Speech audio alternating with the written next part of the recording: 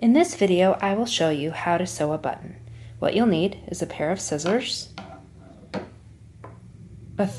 some thread, and I'm using contrasting thread so that you can see the work, but normally you would use a thread color that matches your button,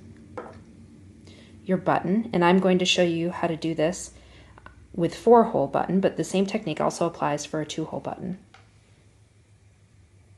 A straight pin, which you'll see why you'll need that in a minute, a threaded needle, and this is 2 thicknesses of thread just for reinforcement, and you won't have to make as many stitches. And this thread is knotted at the end. And then this piece of fabric represents your garment, whether it be your shirt or your pants. You'll first have to determine where you're going to place your button, and you'll want to just align that with the button hole. So take your thread, you bring it up through the fabric, again wherever the button needs to be placed, and the knot stops the thread from coming through, and feed your thread through one of the holes.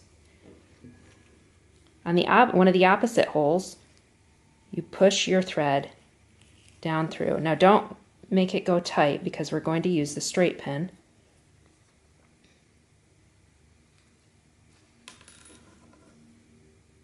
To create a little bit of extra room in the button. And then you come up through that 3rd hole that you haven't come up through yet.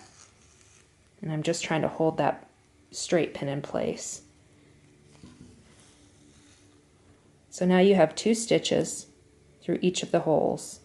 You could also do an X design, but for this purpose I'm just doing 2 straight lines. And you bring the thread up through the hole again. And you do this at least 3 times on each side, possibly more. Then bring your thread up through the fabric, but not through the button.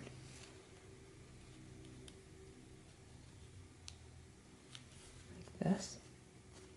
Pull the needle through. Now you can take your straight pin out, and you're going to create what's called a shank.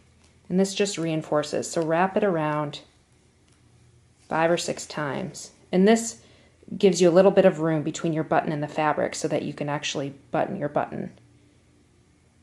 Feed your needle back through the fabric. Pull it all the way through. And now on the back side, you're just going to knot it. And I just grab a little bit of fabric right behind the button with a needle. I bring it through, and then I feed the needle through the hole, the loop that I've just created, and you tighten it. And I do that 2 or 3 times to secure your knot. And take the scissors, and there you have it. You've just sewn your button.